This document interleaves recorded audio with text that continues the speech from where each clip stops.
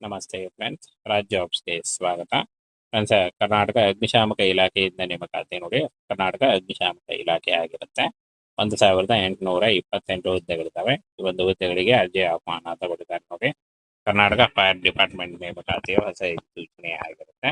ಇನ್ನ ಫ್ರೆಂಡ್ಸ್, ಉದ್ಯೋಗದ ವಿವರವನ್ನ ನೋಡೋದಾದ್ರೆ ನೋಡಿ, ನೇಮಕಾತಿ ಸಂಸ್ಥೆ ಕರ್ನಾಟಕ ರಾಜ್ಯ ಅಗ್ನಿಶಾಮಕ ಮತ್ತು ತುರ್ತು ಸೇವೆಗಳು ಮತ್ತು ರಾಜ್ಯ ವಿಪತ್ತು ಸ್ಪಂದನಾ ಪಡೆ ಇಲ್ಲಿಂದ ನೇಮಕಾತಿ ಆಗಿರುತ್ತೆ. ಹಾಗೆ ಹುದ್ದೆಗಳ ಹೆಸರು ಫೈರ್ ಆಪರೇಟರ್ ಹುದ್ದೆಗಳಾಗಿರ್ತವೆ. ಹುದ್ದೆಗಳ ಸಂಖ್ಯೆ 1828 ಖಾಲಿ ಹುದ್ದೆಗಳಾಗಿರ್ತವೆ. ಉದ್ಯೋಗ ಸ್ಥಳ ಕರ್ನಾಟಕದ ಎಲ್ಲಾ ಜಿಲ್ಲೆಗಳಲ್ಲಿ ನೇಮಕಾತಿ ನಡೆಯುತ್ತೆ ನೋಡಿ.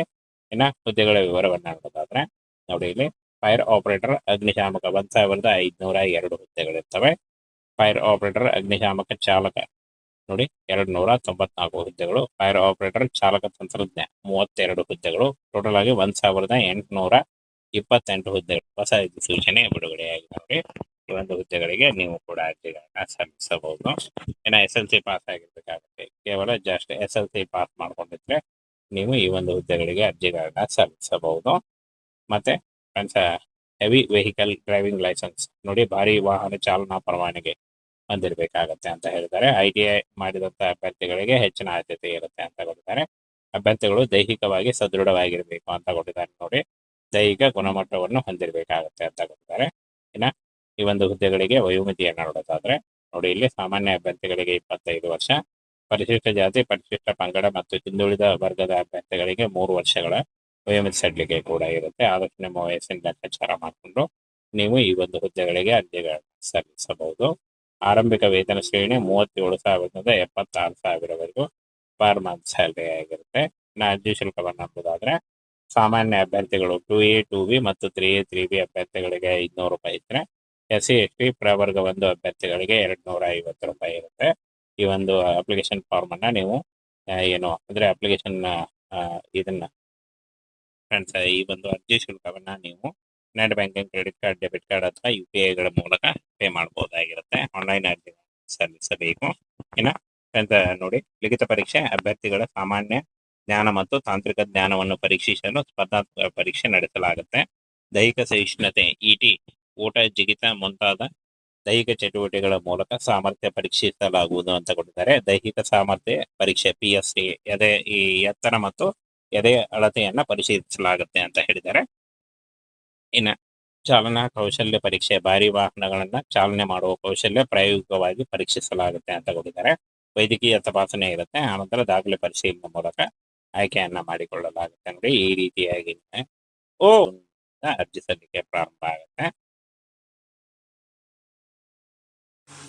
ನಮಸ್ತೆ ಫ್ರೆಂಡ್ಸ್, ರಾಜ್ ಜಾಬ್ಸ್ಗೆ ಸ್ವಾಗತ. ಫ್ರೆಂಡ್ಸ್, ಕರ್ನಾಟಕ ಅಗ್ನಿಶಾಮಕ ಇಲಾಖೆಯಿಂದ ನೇಮಕಾತಿ ನೋಡಿ. ಕರ್ನಾಟಕ ಅಗ್ನಿಶಾಮಕ ಇಲಾಖೆ ಆಗಿರುತ್ತೆ. 1828 ಹುದ್ದೆಗಳಿದ್ದಾವೆ. ಈ ಒಂದು ಹುದ್ದೆಗಳಿಗೆ ಅರ್ಜಿ ಆಹ್ವಾನ ತಗೊಂಡಿದ್ದಾರೆ ನೋಡಿ.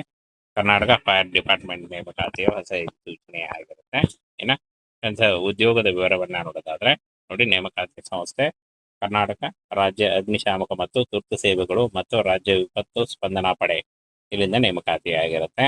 ಹಾಗೆ ಹುದ್ದೆಗಳ ಹೆಸರು ಫೈರ್ ಆಪರೇಟರ್ ಹುದ್ದೆಗಳಾಗಿರ್ತವೆ. ಹುದ್ದೆಗಳ ಸಂಖ್ಯೆ 1828 ಖಾಲಿ ಹುದ್ದೆಗಳಾಗಿರ್ತವೆ. ಉದ್ಯೋಗ ಸ್ಥಳ ಕರ್ನಾಟಕದ ಎಲ್ಲಾ ಜಿಲ್ಲೆಗಳಲ್ಲಿ ನೇಮಕಾತಿ ನಡೆಯುತ್ತೆ ನೋಡಿ. ಇನ್ನ ಹುದ್ದೆಗಳ ವಿವರವನ್ನ ನೋಡೋದಾದ್ರೆ ನೋಡಿ, ಇಲ್ಲಿ ಫೈರ್ ಆಪರೇಟರ್ ಅಗ್ನಿಶಾಮಕ 1502 ಹುದ್ದೆಗಳಿರ್ತವೆ. ಫೈರ್ ಆಪರೇಟರ್ ಅಗ್ನಿಶಾಮಕ ಚಾಲಕ ನೋಡಿ 294 ಹುದ್ದೆಗಳು. ಫೈರ್ ಆಪರೇಟರ್ ಚಾಲಕ ತಂತ್ರಜ್ಞ 32 ಹುದ್ದೆಗಳು. ಟೋಟಲ್ ಆಗಿ 1828 ಹುದ್ದೆಗಳು. ಹೊಸ ಸೂಚನೆ ಬಿಡುಗಡೆಯಾಗಿದೆ ನೋಡಿ. ಈ ಒಂದು ಹುದ್ದೆಗಳಿಗೆ ನೀವು ಕೂಡ ಅರ್ಜಿಗಳನ್ನ ಸಲ್ಲಿಸಬಹುದು. ಇನ್ನು SLC ಪಾಸ್ ಆಗಿರ್ಬೇಕಾಗುತ್ತೆ. ಕೇವಲ ಜಸ್ಟ್ SLC ಪಾಸ್ ಮಾಡ್ಕೊಂಡಿದ್ರೆ ನೀವು ಈ ಒಂದು ಹುದ್ದೆಗಳಿಗೆ ಅರ್ಜಿಗಳನ್ನ ಸಲ್ಲಿಸಬಹುದು. ಮತ್ತೆ friends, heavy vehicle driving licence ನೋಡಿ, ಭಾರಿ ವಾಹನ ಚಾಲನಾ ಪರವಾನಗಿ ಹೊಂದಿರಬೇಕಾಗತ್ತೆ ಅಂತ ಹೇಳಿದ್ದಾರೆ. ITI ಮಾಡಿದಂತ ಅಭ್ಯರ್ಥಿಗಳಿಗೆ ಹೆಚ್ಚಿನ ಆದ್ಯತೆ ಇರುತ್ತೆ ಅಂತ ಕೊಟ್ಟಿದ್ದಾರೆ.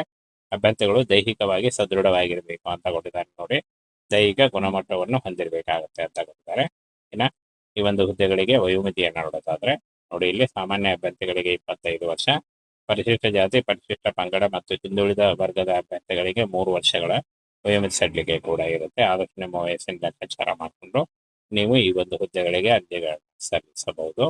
ಆರಂಭಿಕ ವೇತನ ಶ್ರೇಣಿ 37,000ದಿಂದ 76,000ವರೆಗೂ ಪರ್ ಮಂತ್ ಸ್ಯಾಲರಿ ಆಗಿರುತ್ತೆ. ಇನ್ನು ಅರ್ಜಿ ಶುಲ್ಕವನ್ನು ನೋಡೋದಾದ್ರೆ ಸಾಮಾನ್ಯ ಅಭ್ಯರ್ಥಿಗಳು 2A 2B ಮತ್ತು 3A 3B ಅಭ್ಯರ್ಥಿಗಳಿಗೆ 500 ರೂಪಾಯಿ ಇದ್ರೆ, SC ST ಪ್ರವರ್ಗ 1 ಅಭ್ಯರ್ಥಿಗಳಿಗೆ 250 ರೂಪಾಯಿ ಇರುತ್ತೆ. ಈ ಒಂದು ಅಪ್ಲಿಕೇಶನ್ ಫಾರ್ಮ್ ಅನ್ನ ನೀವು ಏನು ಅಂದ್ರೆ ಅಪ್ಲಿಕೇಶನ್ ಇದನ್ನ ಫ್ರೆಂಡ್ಸ್, ಈ ಒಂದು ಅರ್ಜಿ ಶುಲ್ಕವನ್ನ ನೀವು net banking, credit card, debit card ಅಥವಾ UPI ಮೂಲಕ ಪೇ ಮಾಡಬಹುದಾಗಿರುತ್ತೆ. ಆನ್ಲೈನ್ ಅರ್ಜಿ ಸಲ್ಲಿಸಬೇಕು. ಇನ್ನು ಫ್ರೆಂಡ್ಸ್ ನೋಡಿ, ಲಿಖಿತ ಪರೀಕ್ಷೆ ಅಭ್ಯರ್ಥಿಗಳ ಸಾಮಾನ್ಯ ಜ್ಞಾನ ಮತ್ತು ತಾಂತ್ರಿಕ ಜ್ಞಾನವನ್ನು ಪರೀಕ್ಷಿಸಲು ಸ್ಪರ್ಧಾತ್ಮಕ ಪರೀಕ್ಷೆ ನಡೆಸಲಾಗುತ್ತೆ. ದೈಹಿಕ ಸಹಿಷ್ಣುತೆ ET, ಊಟ, ಜಿಗಿತ ಮುಂತಾದ ದೈಹಿಕ ಚಟುವಟಿಕೆಗಳ ಮೂಲಕ ಸಾಮರ್ಥ್ಯ ಪರೀಕ್ಷಿಸಲಾಗುವುದು ಅಂತ ಕೊಟ್ಟಿದ್ದಾರೆ. ದೈಹಿಕ ಸಾಮರ್ಥ್ಯ ಪರೀಕ್ಷೆ PST, ಈ ಎತ್ತರ ಮತ್ತು ಎದೆ ಅಳತೆಯನ್ನ ಪರಿಶೀಲಿಸಲಾಗುತ್ತೆ ಅಂತ ಹೇಳಿದ್ದಾರೆ.